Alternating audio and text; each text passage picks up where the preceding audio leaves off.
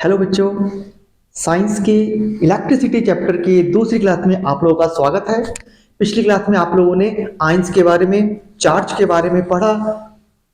आज हम आगे का पढ़ते हैं। आज हम पोटेंशियल के बारे में पहले पढ़ेंगे। पोटेंशियल को समझने से पहले एक चीज थोड़ी सी हम जान लेते हैं। देखो, जैसे अगर हम ग्राउंड से किसी स्टोन को ऊपर उठाते हैं तो हमें ग्रेविटी के अगेंस्ट कुछ वर्क करना पड़ता है। अब ये जो वर्क हुआ ये उसमें पोटेंशियल एनर्जी की फॉर्म में स्टोर हो गया। ठीक है, ये बात हम जानते ही हैं। अब देखो, यही चीज आप देखो कि अगर मैं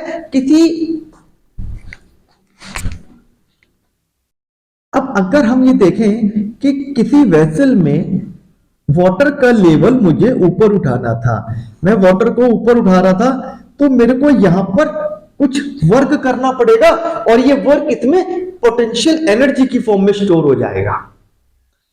अब आप ऐसे समझो कि हमारे पास दो वेसल्स हैं, दोनों में अलग अलग लेवल पे हमने लिक्विड ले रखा है। तो सिंपल है कि यहां पर हाइट ज्यादा है तो यहां पर पोटेंशियल एनर्जी ज्यादा होगी और यहां पे पोटेंशियल एनर्जी कम होगी। अब अगर हम इन दोनों को आपस में कनेक्ट कर दें तो कनेक्ट करेंगे तो क्या होगा, यहां से लिक्विड का फ्लो दूसरे में होना शुरू हो जाएगा। यहां से लिक्विड का फ्लो इसके अंदर आना शुरू हो गया और ये कब तक होता रहेगा, जब तक दोनों लेवल इक्वल ना हो जाए। तो यहां पे वाटर का फ्लो क्यों हुआ, ये हुआ एनर्जी में डिफरेंस के कारण, पोटेंशियल एनर्जी में डिफरेंस के कारण। सेम इसी तरह अगर हमें किसी बॉडी को चार्ज करना हो, अगर हमें किसी बॉडी में चार्ज देना है, तब क्या होता है कि देखो, जैसे कोई ये बॉडी है और इसको मेरे को चार्ज बनाना है तो हमें या तो इसमें से एक इलेक्ट्रॉन को बाहर निकालना होगा या हमें इसमें कोई इलेक्ट्रॉन देना होगा, है ना।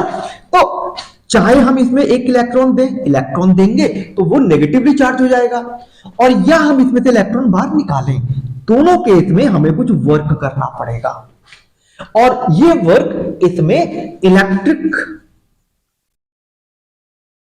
पोटेंशियल एनर्जी की फॉर्म में स्टोर हो जाता है। तो इलेक्ट्रिक पोटेंशियल एनर्जी की फॉर्म में स्टोर हो गया।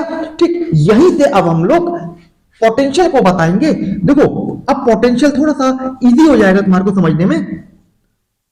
पोटेंशियल क्या हुआ, फिर यूनिट चार्ज को, देखो यूनिट चार्ज चाहे हमने मूव करा या हमने इसमें एंट्री करवाई, उससे यहां पे इलेक्ट्रिक एनर्जी आई, तो electric potential energy per unit charge is called potential. तो ये हमारे पोटेंशियल की बात है। तो electric potential energy per unit charge.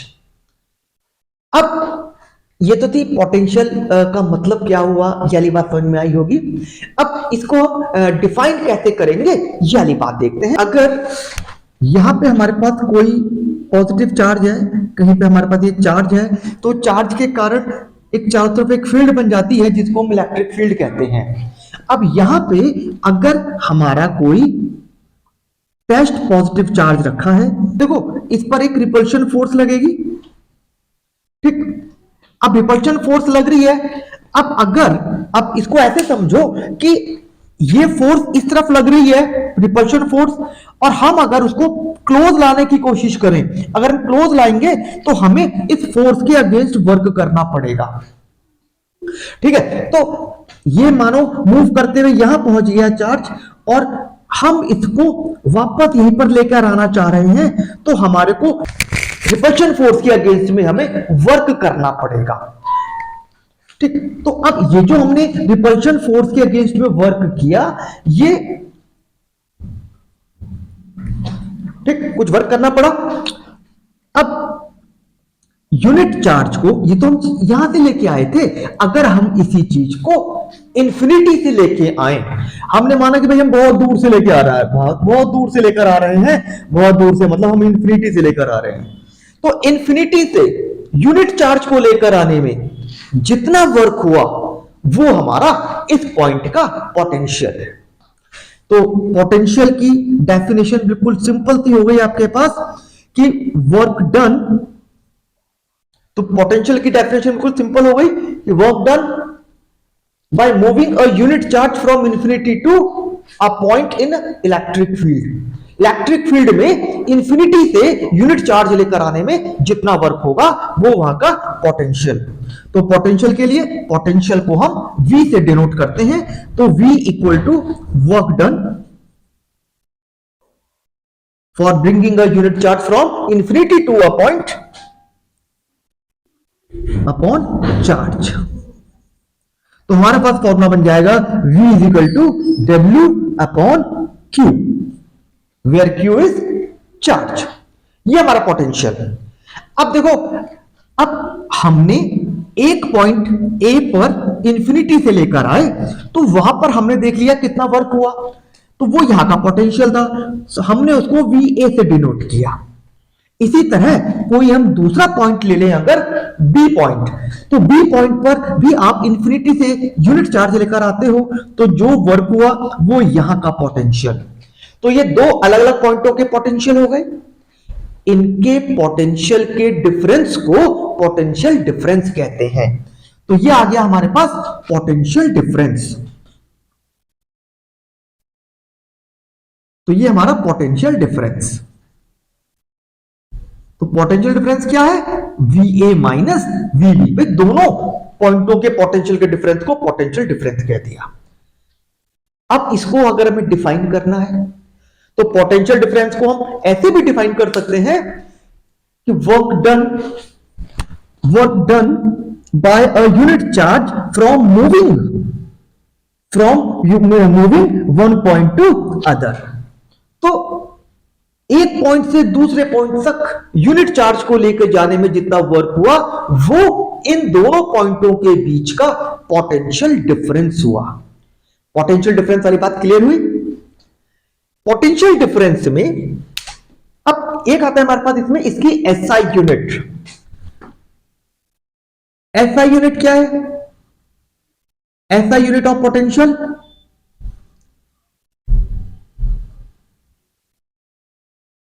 Is volt. अच्छा, पोटेंशियल डिफरेंस की भी SI यूनिट वोल्ट रहेगी।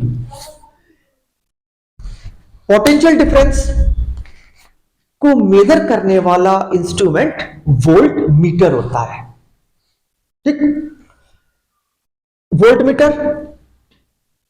मीटर को सिंबलिक फॉर्म में तो बेटे हम ऐसे शो करते हैं।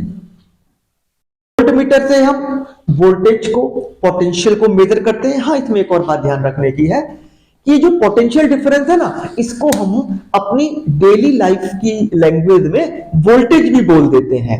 तो ये हमारा वोल्टेज भी कहलाता है, पोटेंशियल डिफरेंस को वोल्टेज। तो वोल्टेज को किससे नाप रहे हैं? वोल्ट मीटर से। इसको हम नाप रहे हैं वोल्ट मीटर, और वोल्ट मीटर को सर्किट में पैरेलल कनेक्ट किया जाता है। देखो, जैसे मानो कोई ये हमारा सर्किट है, मुझको इसके एंड पॉइंट का पोटेंशियल डिफरेंस बताना है, तो इसके पैरेलल में मैं एक वोल्ट मीटर को कनेक्ट कर देता हूं। तो volt meter is always connected in parallel. जिस भी एप्लियंसेस का आपको पोटेंशियल डिफरेंस निकालना हो, उसी के एंड पॉइंट पर हम वोल्ट मीटर को पैरेलली कनेक्ट कर देते हैं। कभी कभी ना वोल्ट की डेफिनेशन भी पूछ लेते हैं। फॉर्मूले के अकॉर्डिंग कर लो, बहुत इजी तरीका है बेटा कि आपने वोल्ट की डेफिनेशन देनी है, तो वोल्ट है वोल्टेज का यूनिट, तो हमने V का फॉर्मूला लिख दिया W अपॉन Q। अब देखो, W होता है वर्क को हम जूल में, ठीक है, मेजर करते हैं, और चार्ज को हम कूलम में। तो यहीं से हम इसकी डेफिनेशन बनाएंगे। If 1 joule work is done in moving a 1 coulomb charge from one point to other, then potential difference between given two point is 1 volt। अब बात आती है बेटे इलेक्ट्रिक करंट की। इलेक्ट्रिक करंट क्या है? Electric current it is the quantity of charge flowing per unit area per unit time. तो unit time में 1 सेकंड में कितना चार्ज फ्लो हुआ वो उस पॉइंट पर करंट होता है, यानी इलेक्ट्रिक करंट। जब हम करंट बोलेंगे मतलब इलेक्ट्रिक करंट की बात कर रहे हैं। तो electric current is charge flow in time is called electric current. और करंट को बेटे हम आई से डिनोट करते हैं।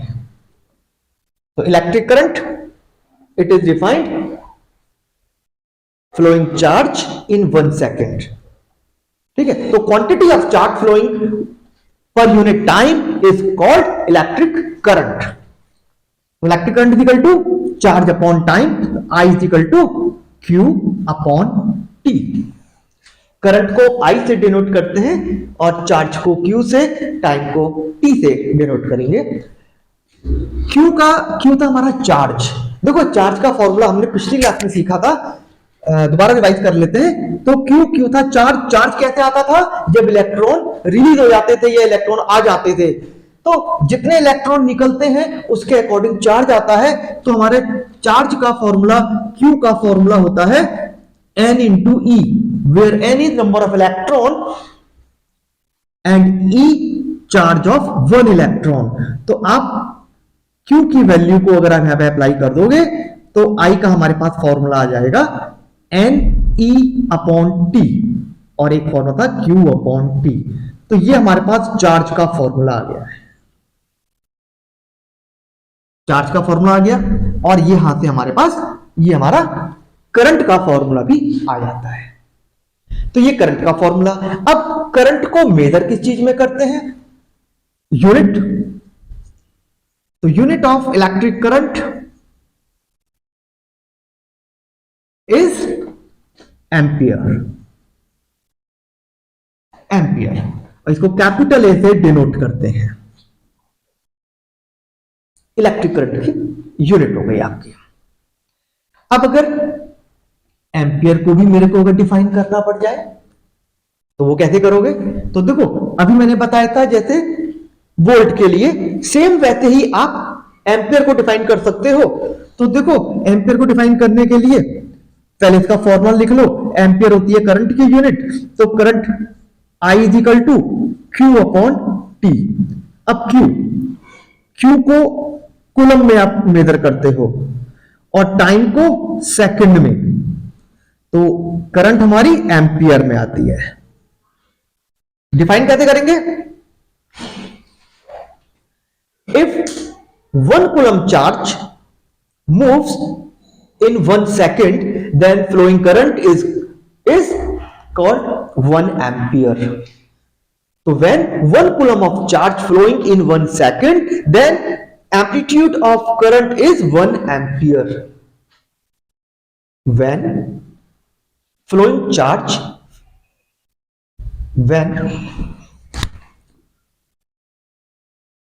अब इसकी यूनिट कैसे निकालोगे? फिर आप इनको भी 1 कर दो, इसको भी 1 कर लो।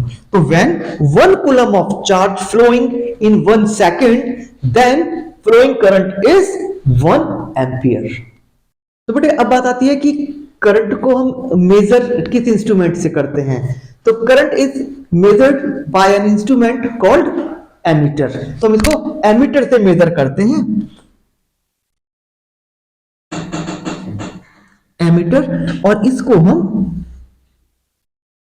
इस सिंबल से रिप्रेजेंट करते हैं। एमीटर सर्किट में हमेशा सीरीज में कनेक्ट किया जाता है।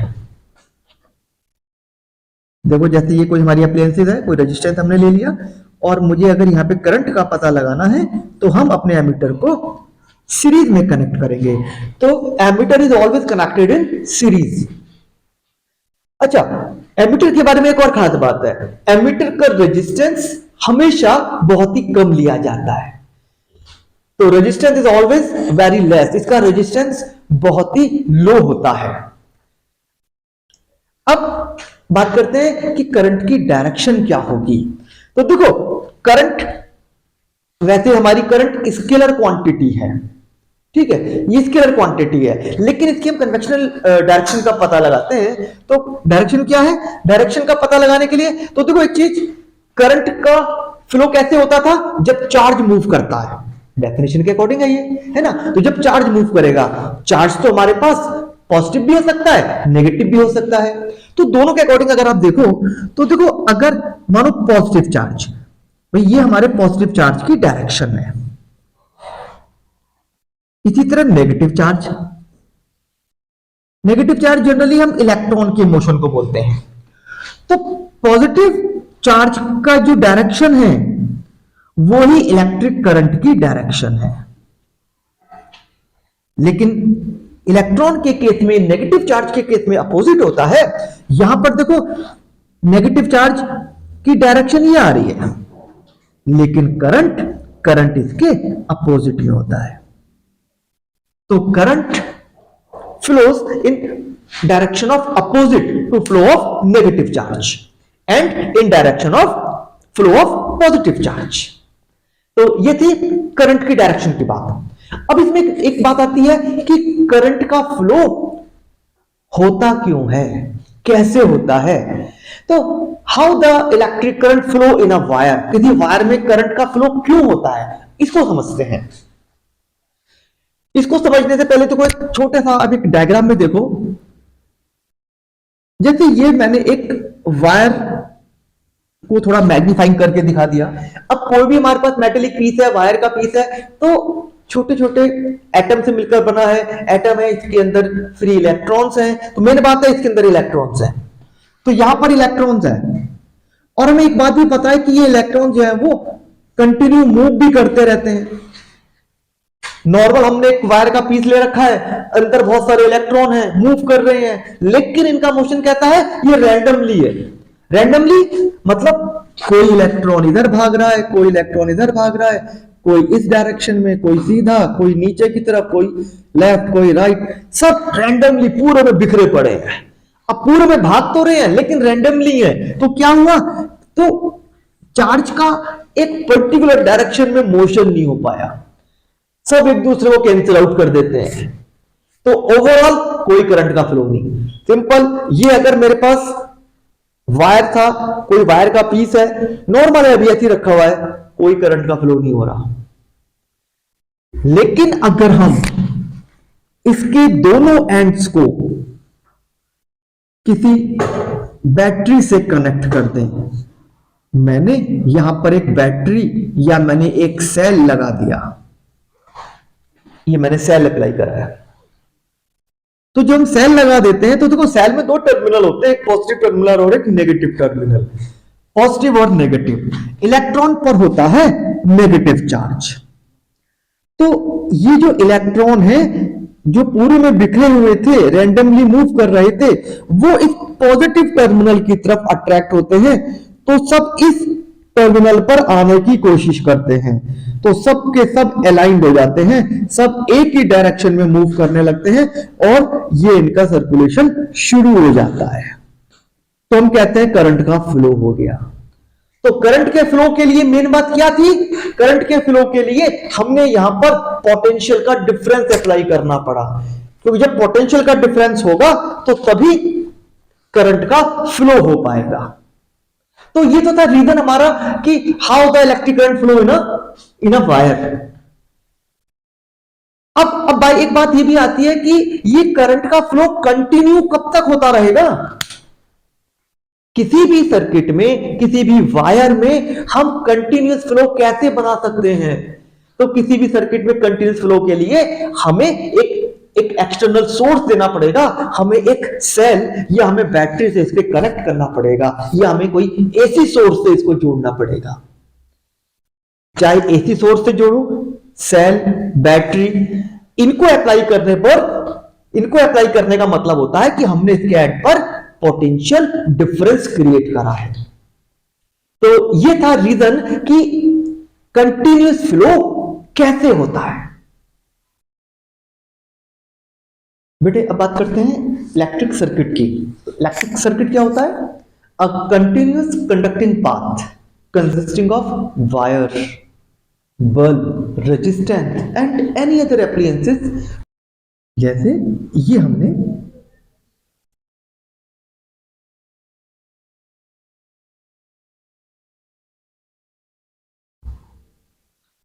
एक इलेक्ट्रिक सर्किट बना लिया। तो क्या था ये? Continuous conducting path consisting of wire, bulb, resistance, switch, battery. Circuit हमारे दो टाइप के होते हैं। First open circuit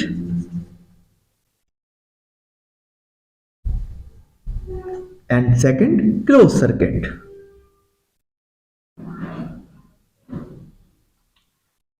open circuit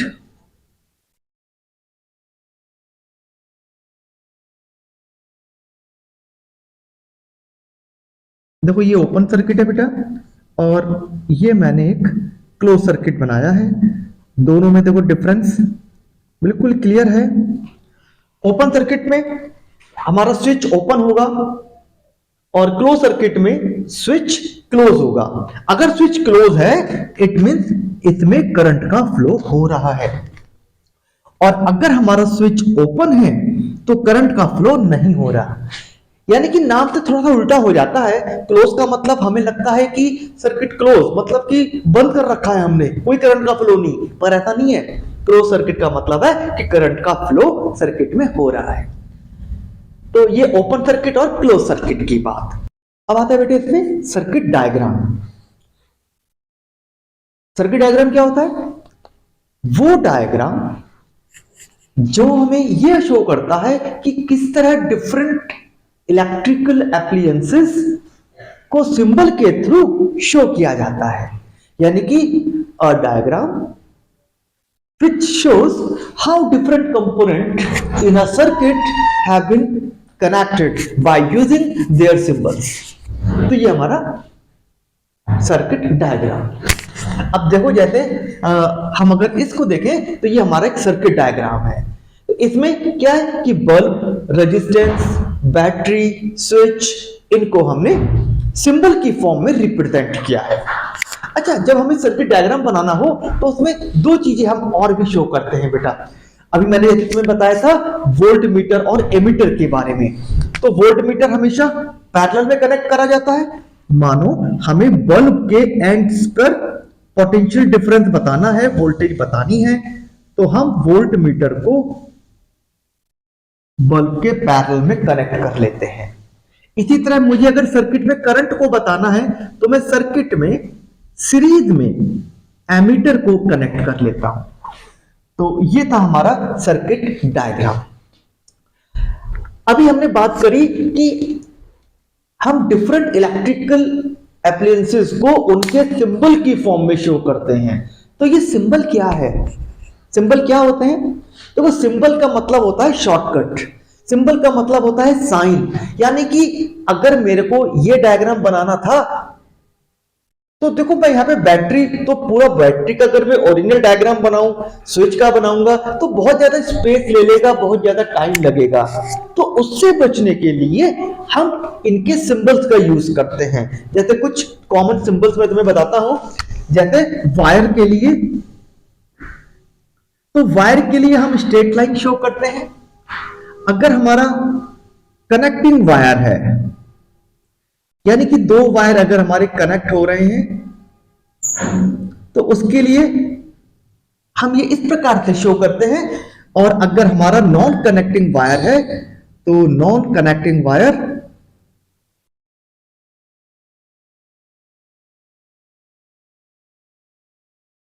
आपको ये ऐसे शो करना पड़ेगा। यहां पे शो हो रहा है कि ये इसको टच नहीं कर रहा है, इसके ऊपर से जा रहा है, तो ये नॉन कनेक्टिंग वायर हुआ। इसी तरह कुछ और हम सिंबल देखते हैं तो हमारे पास आता है जैसे बल्ब। बल्ब का सिंबल, ये हमारा बल्ब का सिंबल। सेल, सेल में बेटे एक टर्मिनल बड़ा और एक टर्मिनल छोटा बनाया जाता है, सेम नहीं बनाते इसको। एक होता है बैटरी, तो बैटरी में और सेल में क्या डिफरेंस है? What is battery? Battery is a combination of two or more sales. तो जब भी दो या दो से ज्यादा आप सेलों को कनेक्ट कर देते हो तो वो बैटरी होती है। तो बैटरी का सिंबल, तो हम इसमें एक से ज्यादा सेलों का यूज कर लेते हैं। यहां पे हमने 3 सेल का यूज करके बैटरी को बनाया है।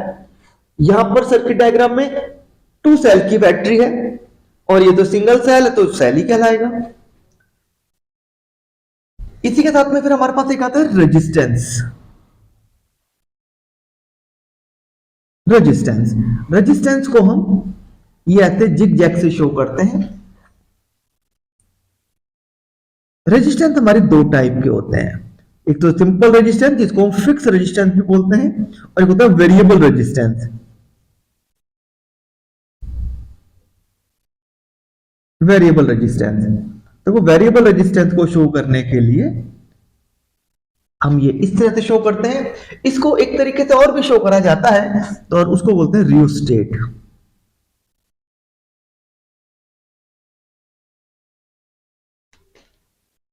ये भी वेरिएबल रेजिस्टेंस ही होता है।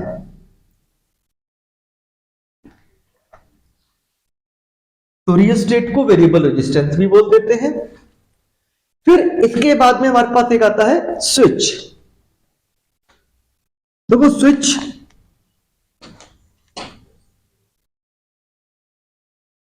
अभी हमने पढ़ा था कि स्विच हमारे 2 टाइप के हैं, एक ओपन स्विच और एक क्लोज स्विच। ओपन स्विच के लिए आपने ये ओपन कर दिया इसको, और क्लोज,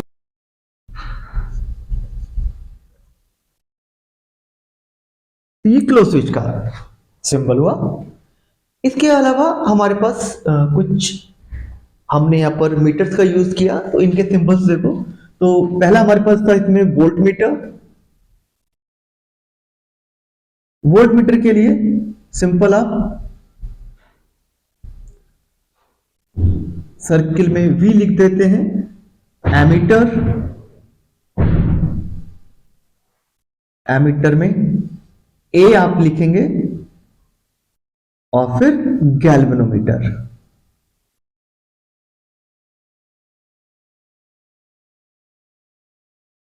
G लिख दिया। अब ये गैल्वेनोमीटर क्या है बेटे? जिस तरह वोल्ट मीटर पोटेंशियल को मेजर करता है, एमीटर इलेक्ट्रिक करंट को मेजर करता है, इसी तरह गैल्वेनोमीटर का काम इलेक्ट्रिसिटी को डिटेक्ट करने का था।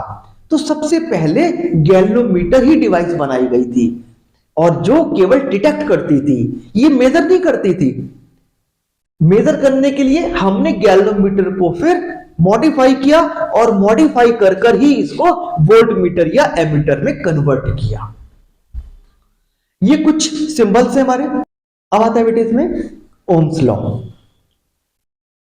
Ohms law, Ohm's George Simon Ohm पूरा नाम था इनका। तो जॉर्ज साइमन ओम ने इलेक्ट्रिसिटी और पोटेंशियल के बीच एक रिलेशन बताया। देखो जैसा कि हमें पता ही है कि जब कंडक्टर में, जैसे ये हमारा कंडक्टर, इसके अगर एंड पॉइंट्स पर पोटेंशियल का डिफरेंस होगा, तो पोटेंशियल डिफरेंस के कारण ही करंट का फ्लो होता है। तो ओम ने यही बात देखी, और तो ओम ने ये लॉ दिया हमें कि if physical condition of a conductor remain constant, physical condition मतलब इसकी लेंथ, इसका टेम्परेचर, इसकी थिकनेस, अगर हम इनको कांस्टेंट रखें तो इस कंडक्टर में फ्लो होने वाली current is directly proportional to applied potential difference across its end. हम इसको ये भी लिख सकते हैं V directly proportional to I। जब भी प्रोपोर्शनैलिटी का साइन हटाते हैं, इक्वल लेना हो, तो हमें एक कांस्टेंट लेना पड़ता है, और यहां पर हम एक अपना एक नया कांस्टेंट लेते हैं R हमारा यहां प्रोपोर्शनैलिटी कांस्टेंट है, और इस R को हम एक नाम दे देते हैं, इसको हम बोलते हैं रेजिस्टेंस। ये हमारा रेजिस्टेंस कहलाया। तो ये हमारे पास ओम्स लॉ के अकॉर्डिंग रिलेशन आ गया। यहां पर हमारे पास बात आई थी आर की, रेजिस्टेंस की। रेजिस्टेंस क्या है? देखो रेजिस्टेंस यानी जो रेजिस्ट करे। अब रेजिस्ट किस में करे? इलेक्ट्रिसिटी की बात हो रही है, तो जो इलेक्ट्रिकल एनर्जी के फ्लो को रोकता है, उसमें रुकावट डालता है, तो वो हमारा रेजिस्टेंस है। ठीक, तो रेजिस्टेंस ये एक्चुअल में मेटेलिक प्रॉपर्टी है। तो रेजिस्टेंस क्या है? Resistance is the property of a conductor due to which it oppose the flow of electric current. तो रेजिस्टेंस क्लियर हुआ? तो ये कंडक्टर की वो प्रॉपर्टी है जिसके कारण वो करंट के फ्लो में रुकावट डालता है, उसको रेजिस्ट करता है। ऐसा यूनिट ऑफ रेजिस्टेंस इज ओम। देखो, चूंकि इसको जॉर्ज साइमन ओम ने बताया था, तो ओम्स के नाम पर ही ओम्स को रिगार्ड देने के लिए रेजिस्टेंस की यूनिट ओम लिख दी। और ओम को हम या तो आप ऐसे शो करो या फिर हम इसको ऐसे इस सिंबल से शो करते हैं। तो ये ऐसा यूनिट। अब अगर हमें ओम को डिफाइन करना हो, तो अभी देखो डेफिनेशन देने का मैंने तुम्हें तरीका बताया था। जिसकी भी डेफिनेशन देनी हो आप उसका फॉर्मूला नोट करो। तो R is equal to V upon I। V को वोल्ट में और करंट को एम्पियर में। ठीक, यहां पर भी 1 कर दो, ये भी 1 कर दो।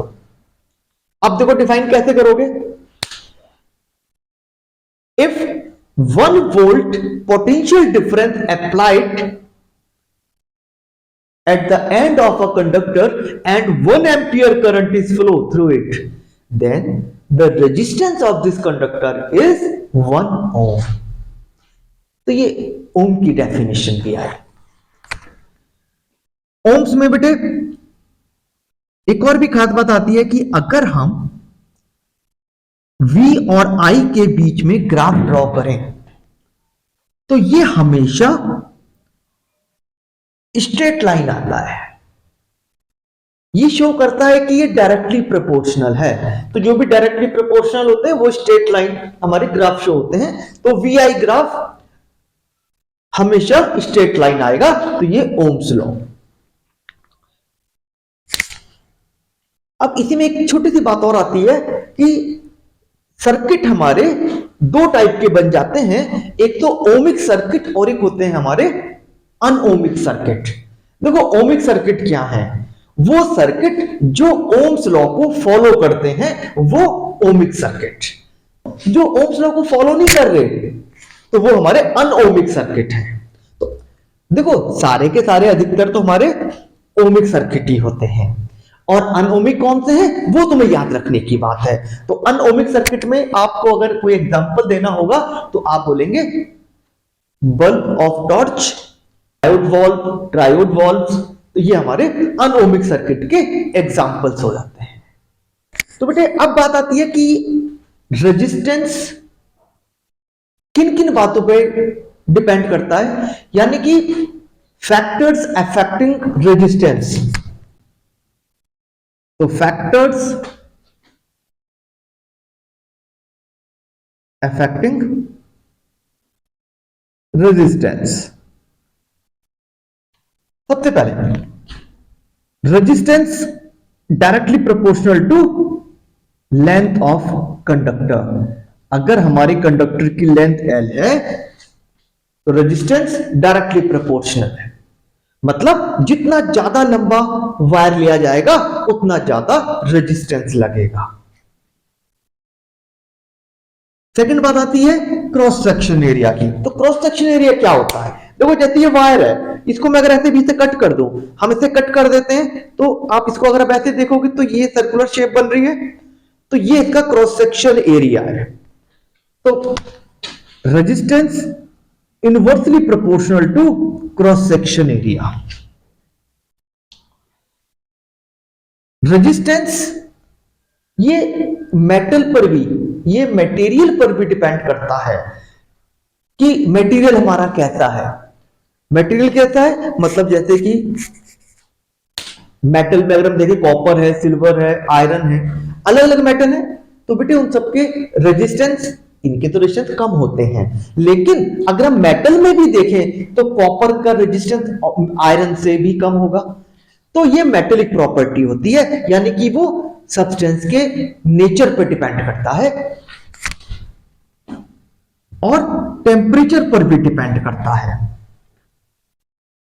ठीक है, तो रेजिस्टेंस टेम्परेचर पर भी डिपेंड करता है। अब अगर हम इन दोनों को कंबाइन करते हैं तो मैथमेटिकली तो हम इनके अकॉर्डिंग देखेंगे, तो R directly proportional to L upon A। जब भी आप प्रोपोर्शनैलिटी का साइन हटाते हैं, इक्वल लेते हैं, तो कांस्टेंट लेना पड़ेगा। यहां पर हम कांस्टेंट लेते हैं रो, इसको रो रीड किया जाता है। ये P को थोड़ा टिल्ट कर देते हैं, थोड़ा तिरछा कर देते हैं, तो ये हमारा रो बन जाता है। इस रो को हम बोलते हैं रजिस्टिविटी। रजिस्टिविटी, इसको स्पेसिफिक रेजिस्टेंस भी बोला जाता है।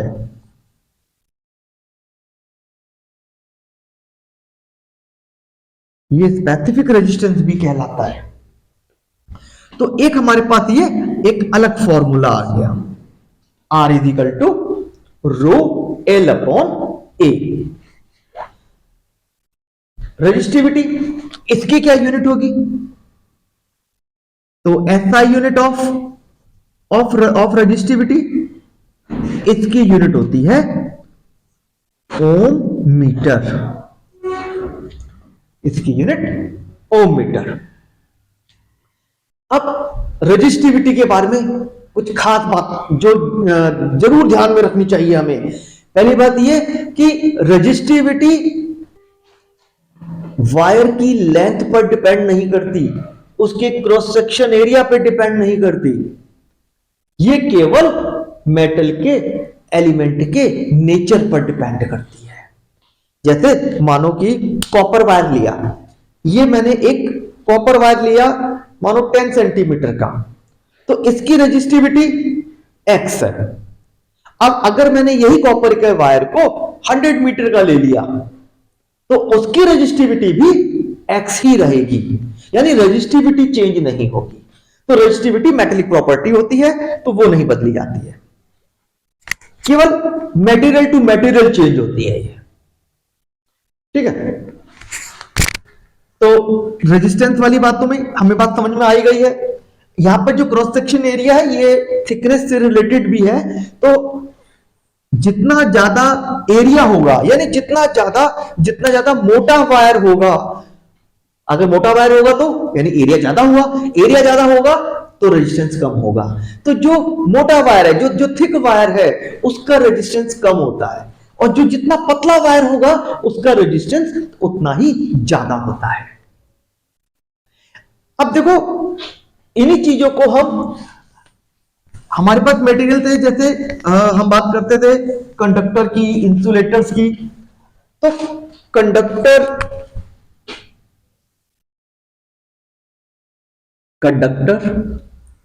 रजिस्टर और इंसुलेटर, तीन चीजें आ गई हैं, रजिस्टर और इंसुलेटर। देखो, अगर हम इन तीनों को रेजिस्टेंस के अकॉर्डिंग अगर हम देखें तो कंडक्टर का रेजिस्टेंस, कंडक्टर वो है जिनका रेजिस्टेंस सबसे लो रहता है, तो कंडक्टर्स का लो रेजिस्टेंस। देखो, रेजिस्टेंस था करंट के फ्लो में रुकावट डालना, है ना, तो जितना कम रुकावट डालेगा मतलब कंडक्टर वो उतना ज्यादा अच्छा कंडक्ट कर रहा है। ठीक, तो कंडक्टर्स में लो रेजिस्टेंस होता है, जितना लो रेजिस्टेंस वो यानी कि वो कंडक्टर है हमारा, जैसे कि कॉपर, एल्युमिनियम। ठीक है, रजिस्टर क्या होते हैं? इनका रेजिस्टेंस हाई होता है, तो ये हाई रेजिस्टेंस वाले हैं।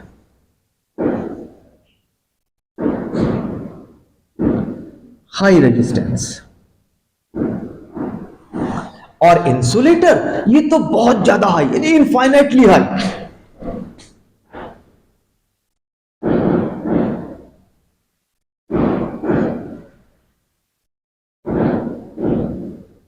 ये इनफाइनाइटली हाई, इतना ज्यादा रेजिस्टेंस है, इतना ज्यादा रेजिस्टेंस है कि वो करंट को फ्लो ही नहीं कर पा रहा, इतनी रुकावट डाल दी, तो वो हमारा इंसुलेटर हो गया। इंसुलेटर का एग्जांपल अगर हम देखें तो जैसे प्लास्टिक, जैसे रबर, और अगर एग्जांपल भी देखो तो जैसे इसका तो हो गया रबर, प्लास्टिक, और कंडक्टर में हमने देखा तो आप कोई भी मेटल ले सकते हो।